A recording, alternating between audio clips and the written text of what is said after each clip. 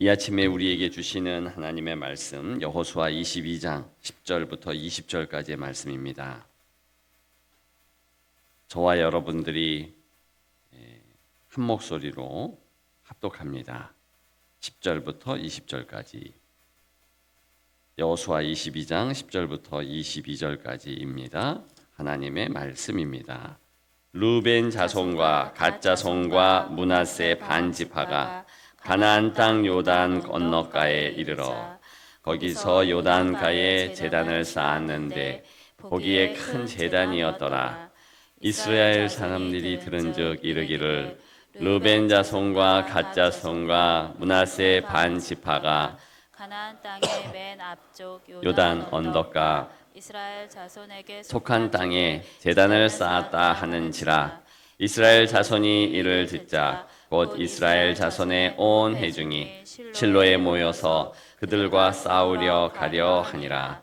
이스라엘 자손이 제사장 엘르아살의 아들 빈느하스를 길르앗 땅으로 보내어 르벤 자손과 갓 자손과 므낫세 반지파를 보게 하되 이스라엘 각 지파에서 한 지도자씩 열 지도자를 그와 함께 하니 그들은 각기 그들의 조상들의 가문의 수령으로서 이스라엘 중에서 천부장이더라. 그들이 길르앗 땅에 이르러 르벤 자손과 각 자손과 므낫세 반지파에게 나아가서 그들에게 말하여 이르되 여호와의 온 회중이 말하기를 너희가 어찌하여 이스라엘 하나님께 범죄하여 오늘 여호와를 따르는 데에서 돌아가서 너희를 위하여 제단을 쌓아 너희가 오늘 여호와께 거역하고자 하느냐. 부올의 죄악으로 말미암아 여호와의 회중에 재앙이 내렸으나 오늘날까지 우리가 그 죄에서 정결함을 받지 못하였거늘 그 죄악이 우리에게 부족하여서 오늘 너희가 돌이켜 여호와를 따르지 아니하리라. 너희가 오늘 여호와를 배역하면 내일도 그가 이스라엘 온 회중에게 진노하시리라.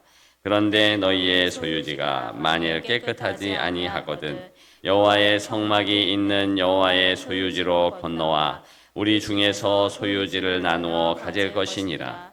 오직 우리 하나님 여호와의 제단 외에 다른 제단을 쌓음으로 여호와를 거역하지 말며 우리에게도 거역하지 말라. 세라의 아들 아간이 온전히 바친 물건에 대하여 범죄함으로 이스라엘 온 회중의 진노가 임하지 아니하였느냐. 그가의 죄악으로 멸망한 자가 그와 한 사람 아니었느니라 하니라. 아멘. 우리가 10절부터 20절을 읽었는데 12절에 보면 이 이스라엘 지파 가운데 좋지 않은 일이 벌어졌다라는 것을 짐작할 수 있습니다. 12절 다 같이 읽습니다. 이스라엘 자손이 이를 듣자 곧 이스라엘 자손의 온 회중이 실로에 모여서 그들과 싸우려 가려 하니라. 아멘. 여기 22장 1절부터 9절 어제 본문이죠. 읽으신 분도 있겠지만 잠시 이제 그 상황을 말씀드리면 여호수아가 동쪽 르벤 또 갓 므낫세 반지파 2.5지파죠. 그러니까 므낫세 반지파라는 것은 므낫세의 반가 요단강 동편 서편으로 중심에서 우리가 이제 무심천 저쪽에 동남지구 이쪽 은평동 뭐 이렇게 하는 것처럼 그런 식으로 이제 나뉘어졌다는 거죠. 그래서 이 두 지파 반이 저 건너편에 있게 되는데 그러면서 여호수아가 그들에게 설교를 하고 보냅니다. 이제 두 지파 반이 떨어져 나가서 이제 그쪽에서 살고 다 각자 분배받은 땅에서 사는 가운데 첫 번째 생긴 문제입니다. 근데 내일 본문이죠. 그냥 제 마음으로는 한꺼번에 다 읽어버렸으면 좋은데 어쨌든 이제 내일 본문에 보게 되면 이게 해프닝이었구나라는 것을 알 수 있어요. 별거 아닌 내용이었는데 오해가 있었던 겁니다. 오해인즉슨 이제 제단을 세웠다라는 내용이죠. 11절에 나옵니다. 가나안 땅의 맨 앞쪽 요단 언덕과 이스라엘 자손에게 속한 쪽에 제단을 쌓았다 하는지라. 요 부분에 대해서 이제 말 하나 하나를 분석하면 무슨 내용이냐면, 간단하게 말씀드리면 요단강, 이제 우리가 이쪽에서 보자면 저 무심천 저쪽 편에, 거기에 이제 자기들 편이죠, 제단을 쌓았다는 거예요. 지금 같이 이스라엘 백성들이 예배드리는 곳이 실로 성소, 실로라는 지역에 이제 성막이 있던 것을 다 두고서 거기에 함께 예배드리는 제단을 쌓은 겁니다. 그런데 아니, 두 지파 반이 이사했다고 해가지고 자기네 쪽에 제단을 쌓았어요. 그죠? 그러니까 이 부분에 대하여서 이제 발끈한 겁니다. 발끈한 거예요. 근데 요 제단 쌓는 것의 핵심은 10절에 나오는데요. 하반절에 보면 요단가에 제단을 쌓았는데 보기에 큰 제단이었더라. 큰 제단이었대요. 지금도 이스라엘에 가서 보면 열람용 제단 같은 게 있습니다. 그게 큰 제단이에요. 실제로 동물을 태우기 위해서 번제단으로 쌓은 것은 열람용 큰 제단과는 틀리거든요. 근데 지금 여기에서 큰 제단이라고 하는 것은 이게 번제용이 아니고 열람용, 관람용, 그러니까 눈으로 보기에 충분한, 합당한, 그리고 그것을 위한 제단이었다는 것을 알 수 있습니다. 이제 계속 읽어보면 이제 오해가 풀리게 되는데, 누가 보더라도 제단 큰 거, 그러면 이게 번제용이 아니다라고 생각할 수 있어요. 어느 정도 크냐면은 제가 가가지고 봤잖아요. 그러면 이게 큰 제단이다. 그것은 한 2, 3m 이렇게 높습니다. 그러면 거기에 사다리 타고 올라가가지고 거기다가 제물을 하지 못하잖아요. 그런 상황이라는 말입니다. 그러니까 보통 제단은 자그마해서 소 한 마리 이렇게 올려둘 수 있고 번제 드릴 수 있고 요렇게 자그마한 제단인데, 이 큰 제단은 이 정도로 사다리 타고 올라갈 정도로, 그거는 좀 과장된 것 같기도 하지만 어쨌든 이렇게 높고 2m, 3m 되면 이거는 딱 봐도 알잖아요. 그리고 이것이 저 건너편에 이제 만든 제단이니까 이렇게 보니까 자기들 볼 때는 그 제단이 뭔가 번제용으로 보였다는 겁니다. 근데 이런 면에서 오해가 생길 수도 있다라는 것을 13절부터 이렇게 마지막 끝절까지 보면 해결은 했습니다.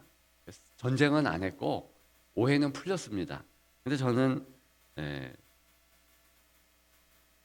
주목해야 할 내용이 12절에 나온다 봅니다. 그들과 싸우려 가려 하니라 그랬어요. 그러니까 확인해 보면 되잖아요. 근데 벌써 전쟁을 하려고 하는 거예요. 이게 바로 이스라엘 지파의 이 유전자적 결함인 것 같아요. 그러니까 DNA가 약간 이렇게 이제 분리되어서 생각하고 그리고 자기 편에서 확신 편향을 갖고 이런 지경이라는 거죠.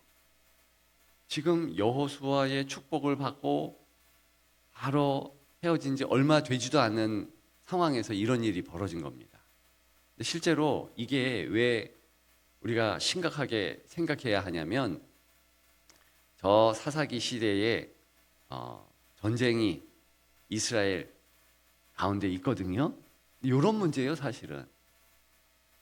그것보다도 더 앞서갔다고 할 수 있지만 어쨌든 마음이 갈라지는 그런 문제인데 왜 갈라지냐는 거죠.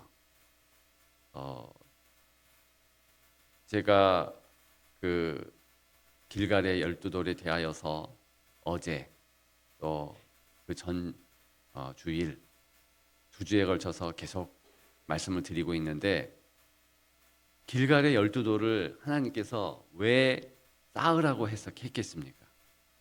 지금 길갈의 12돌이 있는 건너편에 제단이 쌓아진 거잖아요. 왜 하나님은 12돌을 쌓아 놓으라고 했겠습니까? 이게 연합하라고, 친밀하라고, 그거잖아요. 근데 벌써부터 떨어지니까 바로 이렇게. 이스라엘 이 사람들은요 유목민이기 때문에 우리보다도 더 이렇게 흩어져요. 농경 문화에서는 우리는 같이 일을 합니다.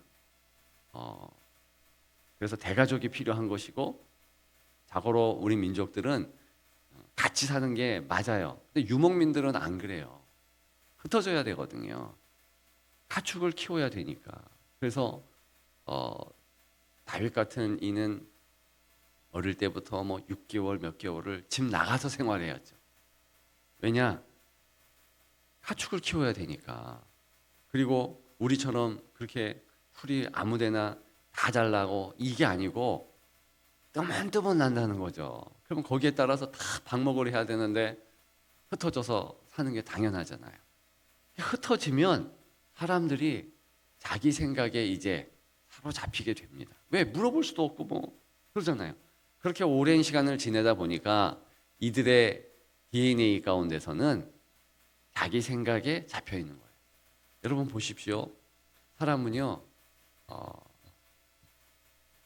이렇게 가청구역이 있고 가시구역이 따로 다 다릅니다. 내가 들을 수 있는 범위가 사람마다 다르고 눈으로 볼 수 있는 범주도 참 다릅니다. 제가 기도마을에 들어가면 느끼는 게 기도마을에는 이 동물들 못 오도록 이렇게 초음파, 그래서 뭐 벌레 퇴치, 동물 퇴치하기 위해서 쏩니다. 이렇게 설치를 해놨어요. 그러면은 조용한 밤에 때로는 이제 이렇게 자고 있을 때 그 갑자기 그 소리가 확 들릴 때가 있어요. 물론 평소에도 들리는 건데 조용하면 이게 갑자기 확 들여서 잠을 깨게 할 수도 있습니다. 그러니까 우리가 마음이 잔잔하고 뭐 안 들리고 그러면 안 들렸던 소리도 들려지게 되고 또 눈도요 원래는 안 보였던 건데 이게 눈이 좀 맑아지고 쉼이 있고 그러면요 갑자기 안 보이던 것도 보여지게 됩니다. 그러니까 그 가시거리 또 가청거리는요 물론 동물과 우리와 너무 다르지만 사람도 달라요. 그러니까 그 이야기는 내 눈이 보는 거, 내 귀가 듣는 거 이거 다 틀리잖아요. 그 얘기는 우리의 생각도요 완전 다 틀리다는 얘기예요. 그렇죠? 그러면 그런 자기의 오류의 가능성에 대하여서 처음부터 인지하고 이 싸우려는 마음은요 갖지 않아야 됩니다. 절대로 이것은 갖지 말아야 되는데 처음부터 이런 마음을 갖습니다. 이스라엘 백성들이 지금 여호수아 이 말미에서 이런 자기들의 오류 가능성에 대해서 인지하고 우리가 무슨 일이 있으면 모여서 먼저 대화하고 토론하고 논의하자. 이걸 먼저 해야 되는 겁니다. 이거 안 했더니 나중에는요 전쟁을 치르게 됩니다. 제가 어저께 예배를 드리려고 하는데 보니까 어제 그 설교 제목이요 기쁨을 위해 반석되라 그러잖아요. 근데 그 되자가요 돼지할 때 그 돼자로 쓰여 있어요. 제가 딱 보니까 너무 이상한 거예요. 뭐야 돼지할 때 돼자를 썼네. 원래 그냥 되다 할 때 그 돼자 쓰는 거 아닌가? 그래서 일찍이 이제 우리 교역자 카톡방에 이거 틀린 거 아니냐, 기쁨을 위해서 반석되라 그래가지고 되라 이거 고쳐가지고 그렇게 올렸습니다. 근데 이제 딱 보니까 안 고쳐진 거예요. 여러분 제 입장에서는 화가 나겠습니까? 안 나겠습니까? 화가 나겠죠. 그래서 약간 이제 이렇게 뭔가 이게 분노감이 싹 이렇게 했는데, 근데 이제 제가 잘 틀리잖아요. 국어 문법을 제가 잘 모를 때가 그 과거에도 있었거든요. 그러니까 그래서 야 네가 틀릴 수도 있잖아 그런 생각이 있었습니다. 그래서 아예 잊어버렸어요. 뭐 되짜면 어떻고 또 되짜면 어떻고 도야지면 어떻고 돼지면 어떻고 그런 생각을 하고 이제 오늘 설교를 하면서 이런 오류에 대해서 생각해 보니까 그걸 확인하고 싶더라고요. 그래가지고 오늘 새벽에 이제 한번 이렇게 문법적으로 뭐가 맞나 이렇게 봤어요. 누가 맞겠습니까? 제가 틀린 거예요. 왜냐하면 되다에는 다 아시는 분들이 대다수겠지만 그게요 되다 할 때 그 되자 그거는요 중간 어형이라는 거예요.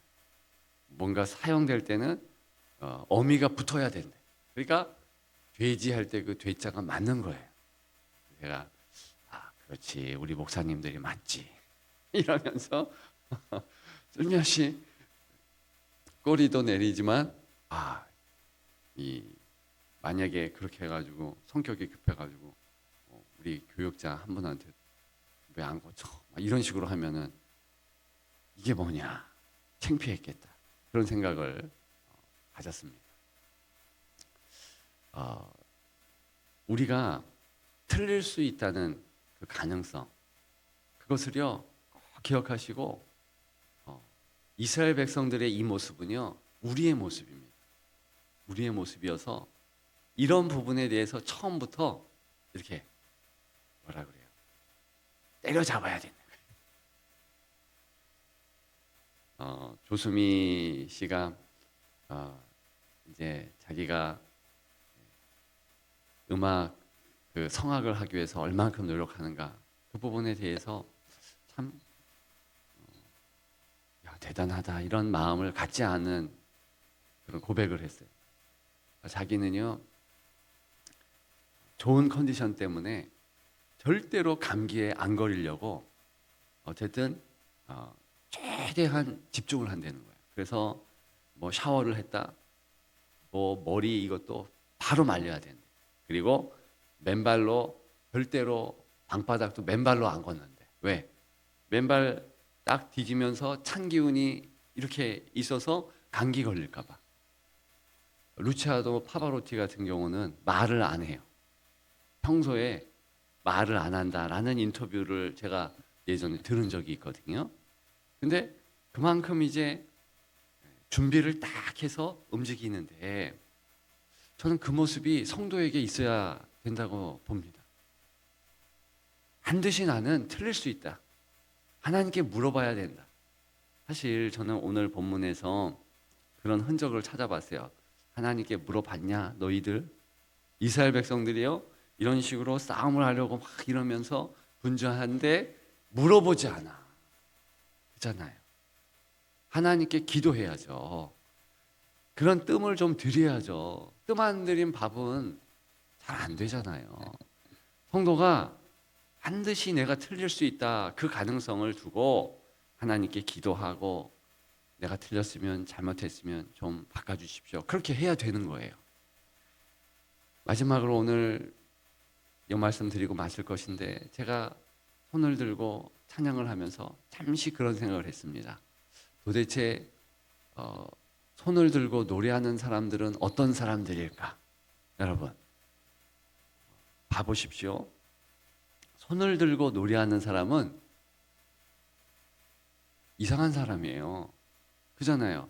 흥이 난다고 해서 사람들은 자기 혼자 하는데 막 손 들고 뭐 이런 거는 이상해 보입니다. 그리고 그렇게 안 해요.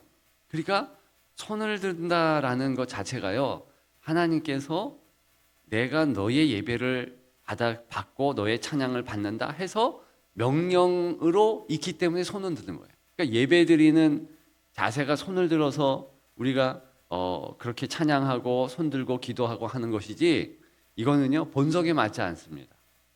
그래서 굉장히 어색해요. 이상하고. 그렇기 때문에 여러분 새벽에 여러분들이 잠자고 탁 일어나서 바로 손을 드십시오. 왜 손을 드느냐? 하나님 앞에 내 안테나를 높이 듭니다. 하나님 앞에 내 모든 시각, 청각, 오감을 다 돌려서 주님이 임재하시는 것에 대해서 반응하겠습니다. 그 마음을 가져야 돼요. 본성으로 가면은요 다 무시합니다. 그리고 마음대로 살아. 여기 지금 마음대로 살면 이거 하마터면 전쟁할 뻔한 거예요. 그 나중엔 전쟁합니다. 기억하셔서 이 오류 가능성의 DNA가 내게 있다. 그래서 물어보고 또 하나님 앞에 예배자의 자세를 새벽부터 확립하고 이렇게 살아내는 우리가 되기를 주님의 이름으로 축복합니다.